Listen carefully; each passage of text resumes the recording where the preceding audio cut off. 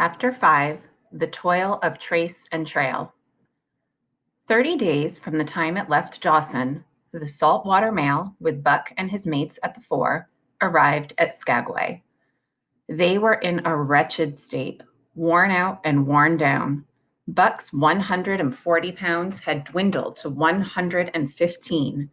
The rest of his mates, though lighter dogs, had relatively lost more weight than he. Pike, the malingerer, who in his lifetime of deceit had often successfully feigned a hurt leg, was now limping in earnest. Sol-leks was limping, and Dub was suffering from a wrenched shoulder blade. They were all terribly footsore. No spring or rebound was left in them. Their feet fell heavily on the trail, jarring their bodies and doubling the fatigue of a day's travel. There was nothing the matter with them except that they were dead tired. It was not the dead tiredness that comes through brief and excessive effort, from which recovery is a matter of hours, but it was the dead tiredness that comes through the slow and prolonged strength drainage of months of toil. There was no power of recuperation left, no reserve strength to call upon. It had been all used, the last least bit of it. Every muscle, every fiber, every cell was tired, dead tired. And there was reason for it. In less than 5 months, they had traveled 2,500 miles, during the last 1,800 of which they had had but 5 days' rest. When they arrived at Skagway, they were apparently on their last legs. They could barely keep the traces taut, and on the downgrades just managed to keep out of the way of the sled. "Mush on, poor sore feets," the driver encouraged them as they tottered down the main streets of Skagway. "Dis is the last. Den we get one long rest. For sure, one bully long rest." The drivers confidently expected a long stopover.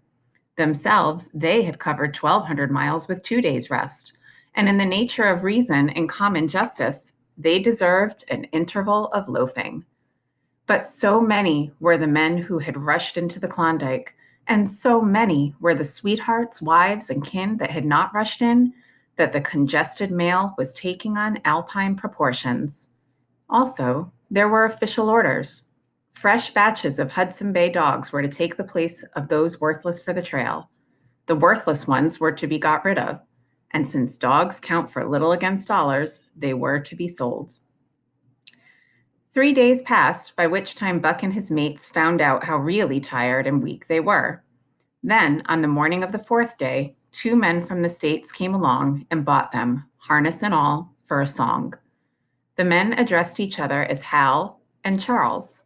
Charles was a middle-aged, lightish-colored man with weak and watery eyes and a mustache that twisted fiercely and vigorously up, giving the lie to the limply drooping lip it concealed. Hal was a youngster of 19 or 20 with a big Colt's revolver and a hunting knife strapped about him on a belt that fairly bristled with cartridges. This belt was the most salient thing about him. It advertised his callowness, a callowness sheer and unutterable. Both men were manifestly out of place, and why such as they should adventure the North is part of the mystery of things that passes understanding. Buck heard the chaffering, saw the money pass between the man and the government agent, and knew that the Scotch half-breed and the mail train drivers were passing out of his life on the heels of Perrault and Francois and the others who had gone before. When driven with his mates to the new owner's camp, Buck saw a slipshod and slovenly affair, tent half stretched, dishes unwashed, everything in disorder. Also, he saw a woman.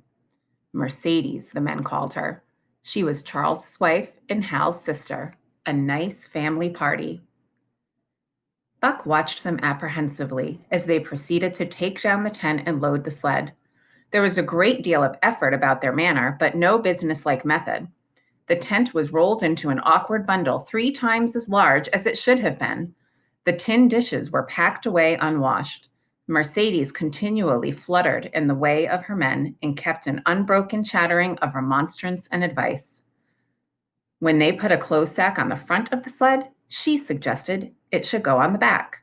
And when they had put it on the back and covered it over with a couple of other bundles, she discovered overlooked articles which could abide nowhere else but in that very sack, and they unloaded again.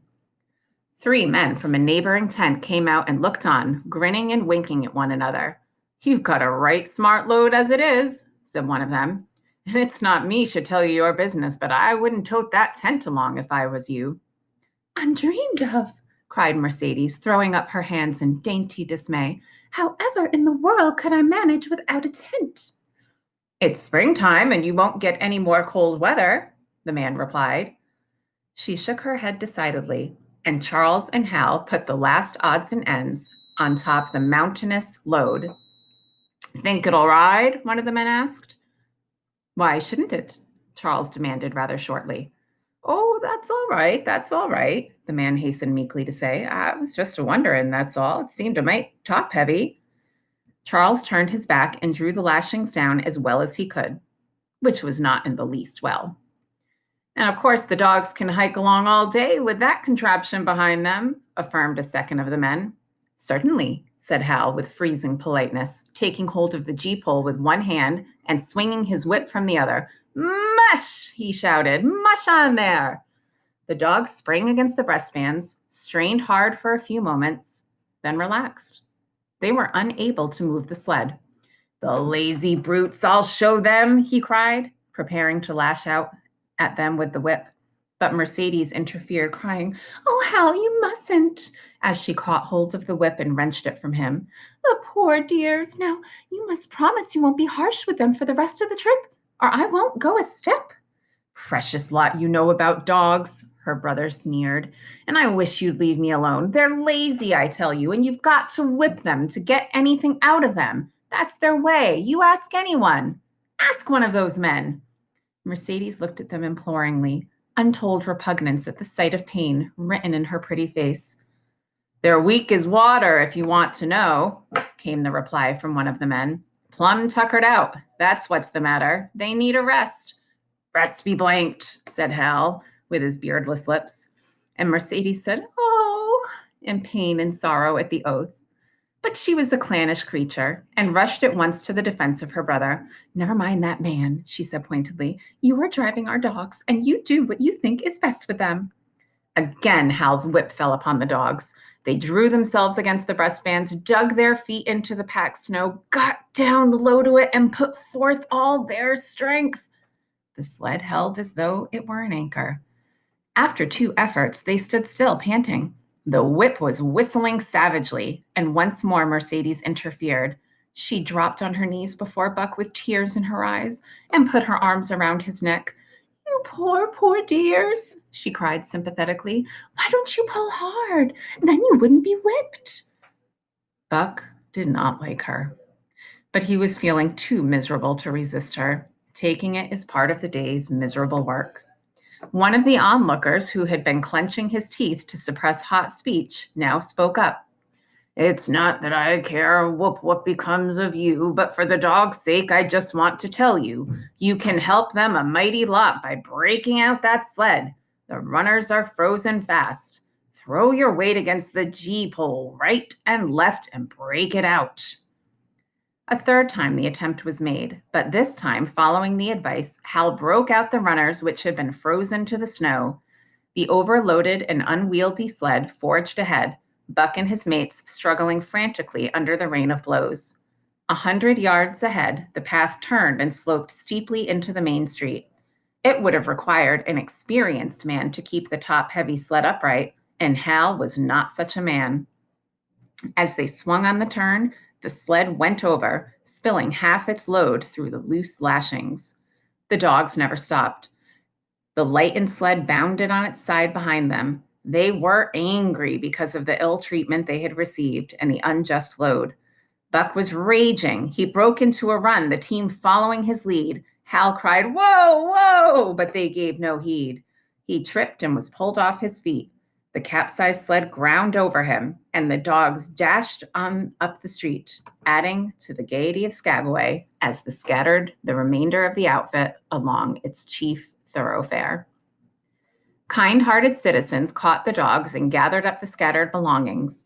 Also, they gave advice: half the load and twice the dogs if they had ever expected to reach Dawson, was what was said. Hal and his sister and brother-in-law listened unwillingly, pitched tent, overhauled the outfit.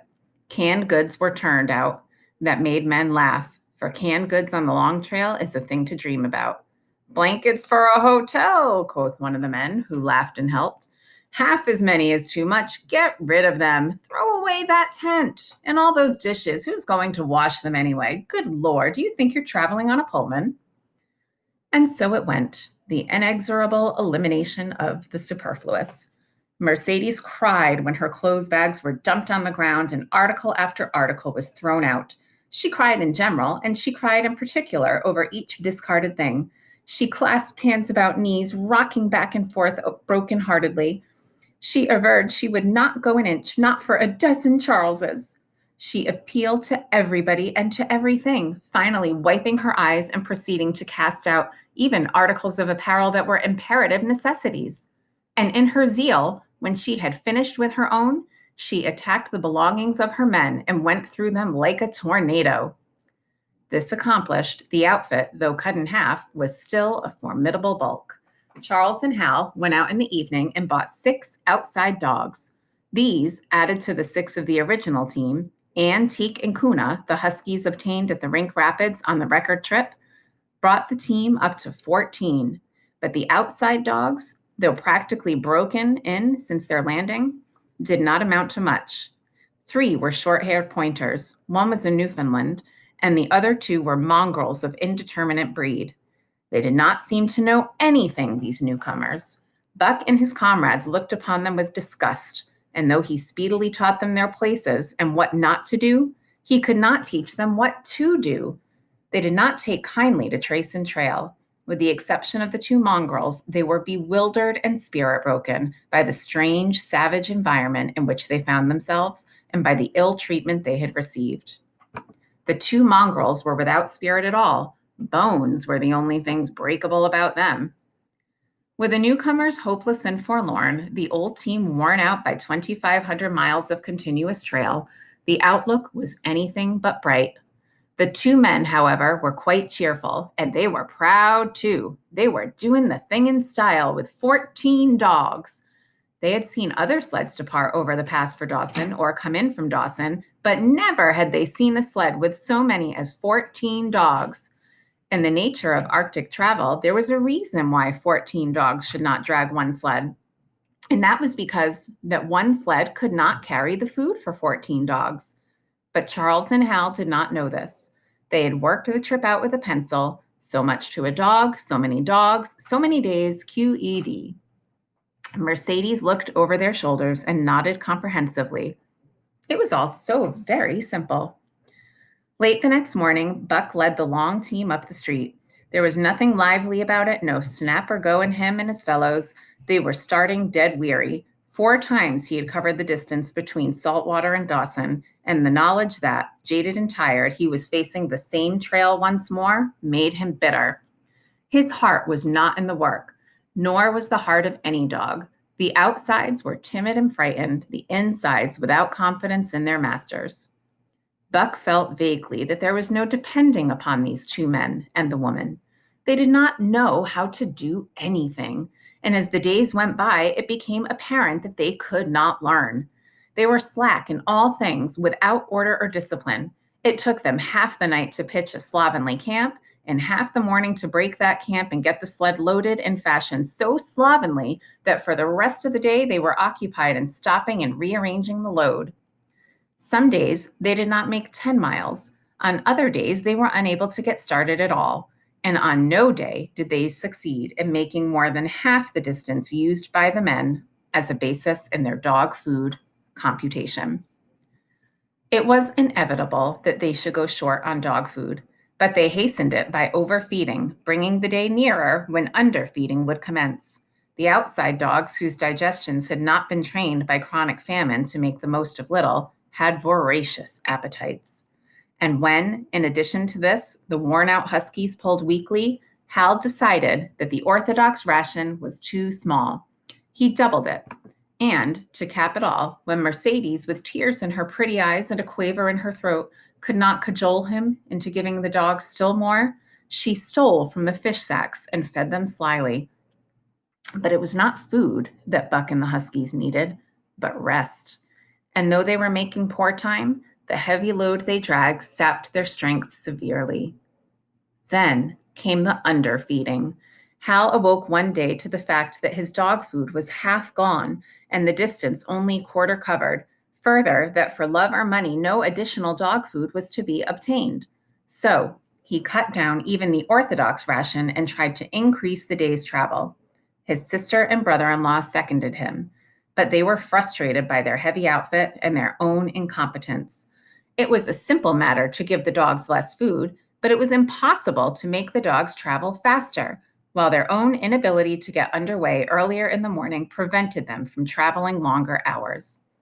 Not only did they not know how to work dogs, but they did not know how to work themselves. The first to go was Dub. Poor blundering thief that he was, always getting caught and punished, he had none less been a faithful worker. His wrenched shoulder blade, untreated and unrested, went from bad to worse, till finally Hal shot him with the big Colt's revolver. It is a saying of the country that an outside dog starves to death on the ration of the husky, so the 6 outside dogs under Buck could do no less than die on half the ration of the husky. The Newfoundland went first, followed by the 3 short-haired pointers, the 2 mongrels hanging more grittily onto life, but going in the end. By this time, all the amenities and gentleness of the Southland had fallen away from the 3 people. Shorn of its glamour and romance, Arctic travel became to them a reality too harsh for their manhood and womanhood. Mercedes ceased weeping over the dogs, being too occupied with weeping over herself and with quarreling with her husband and brother. To quarrel was the one thing they were never too weary to do. Their irritability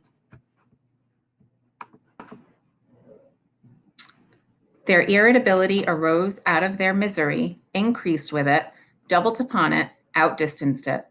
The wonderful patience of the trail, which comes to men who toil hard and suffer sore and remain sweet of speech and kindly, did not come to these 2 men and the woman.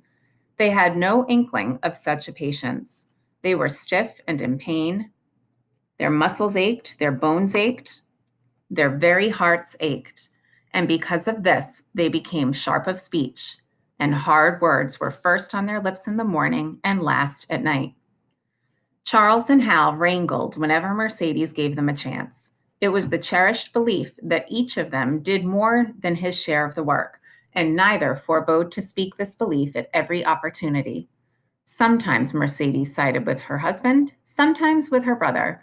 The result was a beautiful and unending family quarrel. Starting from a dispute as to which should chop a few sticks for the fire, a dispute which concerned only Charles and Hal, presently would be lugged in the rest of the family, fathers, mothers, uncles, cousins, people thousands of miles away, and some of them dead. That Hal's views on art or the sort of society plays his mother's brother wrote should have anything to do with the chopping of a few sticks of firewood past his comprehension. Nevertheless, the quarrel was as likely to tend in that direction as in the direction of Charles's political prejudices. And that Charles's sister, tale-bearing tongue, should be relevant in the building of a Yukon fire was apparent only to Mercedes, who disburdened herself of copious opinions upon that topic and incidentally upon a few other traits unpleasantly peculiar to her husband's family. In the meantime, the fire remained unbuilt, the camp half pitched, and the dogs unfed. Mercedes nursed a special grievance, the grievance of sex. She was pretty and soft, had been chivalrously treated all her days, but the present treatment by her husband and brother was everything save chivalrous. It was her custom to be helpless. They complained, upon which impeachment of what to her was her most essential sex prerogative, she made their lives unendurable. She no longer considered the dogs, and because she was sore and tired, she persisted in riding on the sled.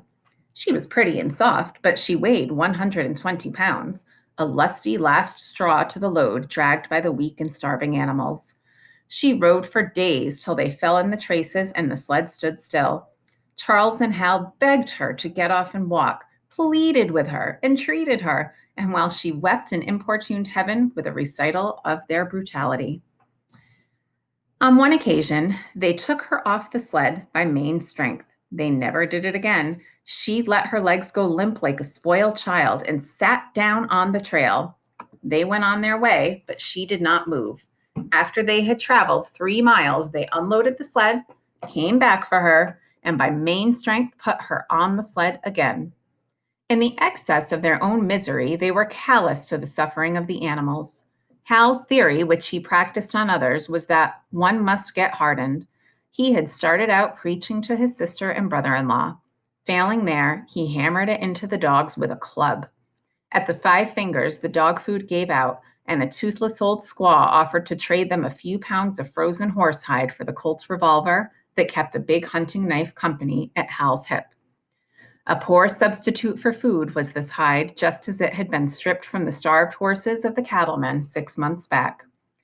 In its frozen state, it was more like strips of galvanized iron, and when a dog wrestled it into his stomach, it thawed into thin and innutritious leathery strings and into a mass of short hair, irritating and indigestible.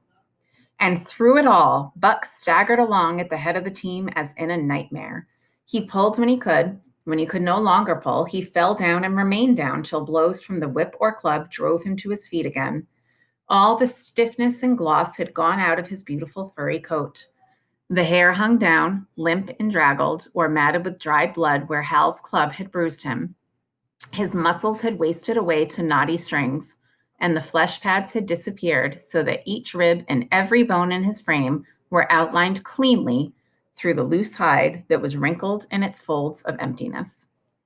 It was heartbreaking, only Buck's heart was unbreakable. The man in the red sweater had proved that.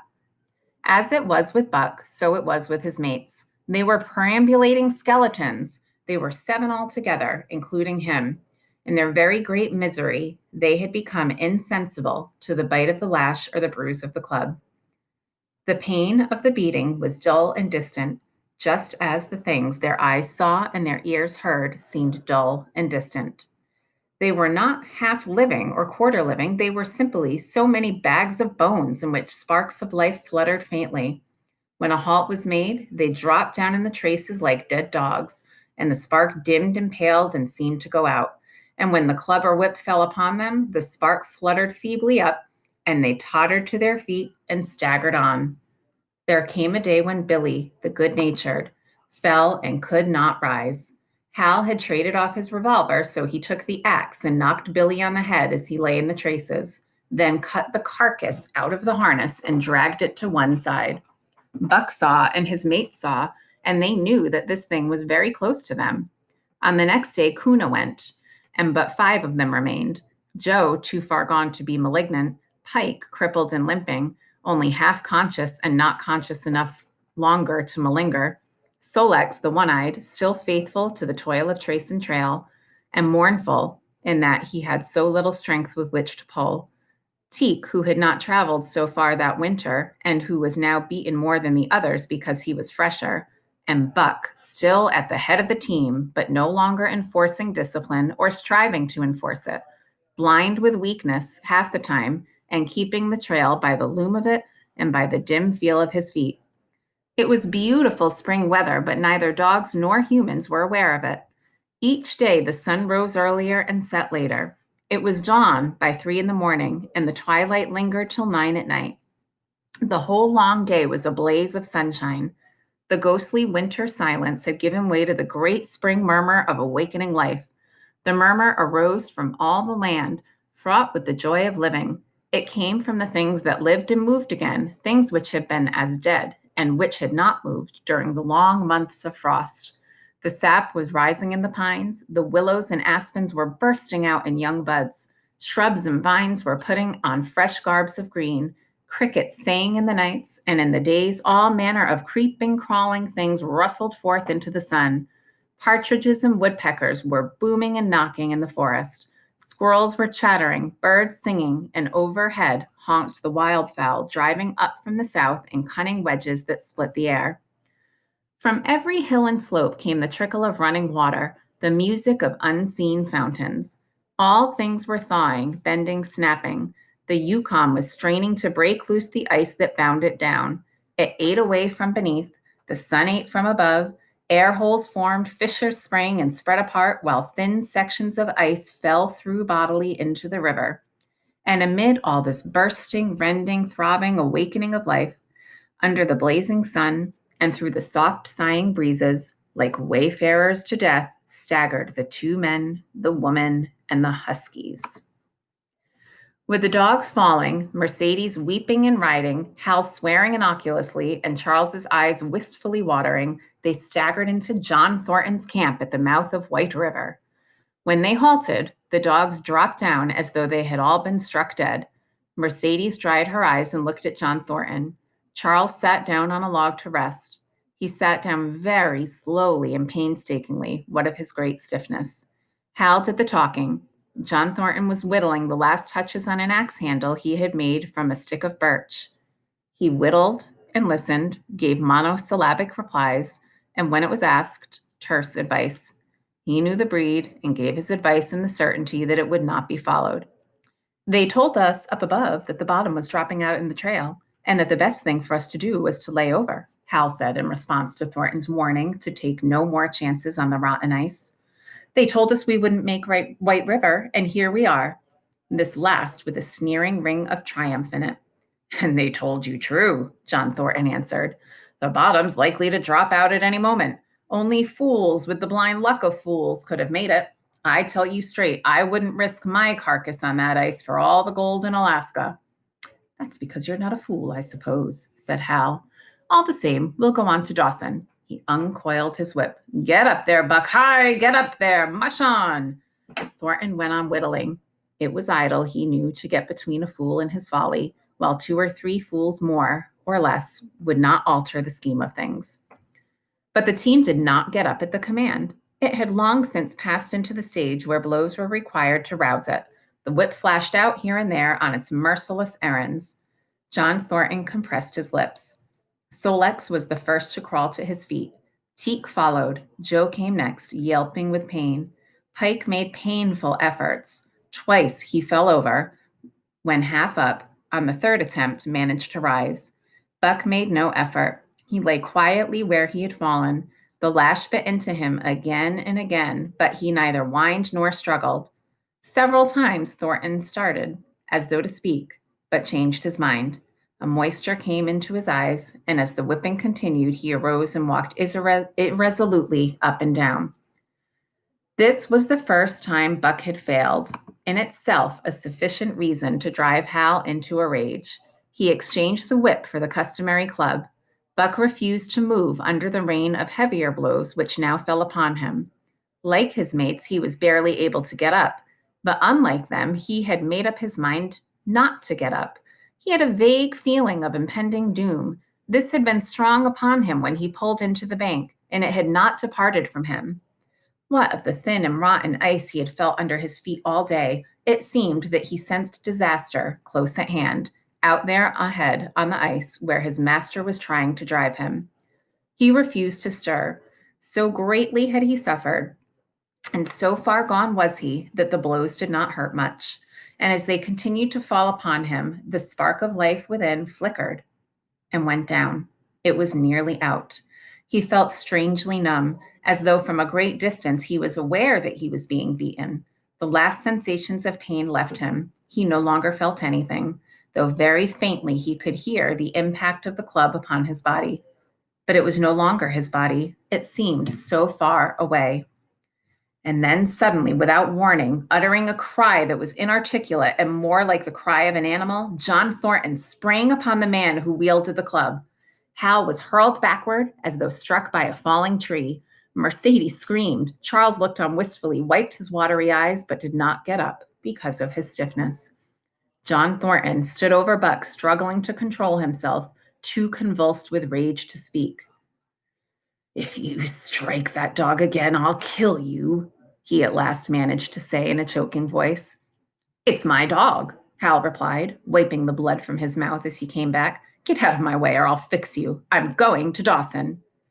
Thornton stood between him and Buck and evinced no intention of getting out of the way. Hal drew his long hunting knife. Mercedes screamed, cried, laughed, and manifested the chaotic abandonment of hysteria. Thornton rapped Hal's knuckles with the axe handle, knocking the knife to the ground. He rapped his knuckles again as he tried to pick it up. Then he stopped, picked it up himself, and with 2 strokes cut Buck's traces. Hal had no fight left in him. Besides, his hands were full with his sister, or his arms rather, while Buck was too near dead to be of further use in hauling the sled. A few minutes later, they pulled out from the bank and down the river. Buck heard them go and raised his head to see. Pike was leading, Sol-leks was at the wheel, and between were Joe and Teek. They were limping and staggering. Mercedes was riding the loaded sled. Hal guided at the G-pole, and Charles stumbled along in the rear. As Buck watched them, Thornton knelt beside him and with rough, kindly hands searched for broken bones. By the time his search had disclosed nothing more than many bruises and a state of terrible starvation, the sled was a quarter of a mile away. Dog and man watched it crawling along over the ice. Suddenly, they saw its back end drop down, as into a rut, and the G-pole with Hal clinging to it jerk into the air. Mercedes' scream came to their ears. They saw Charles turn and make one step to run back, and then a whole section of ice give way and the dogs and humans disappear.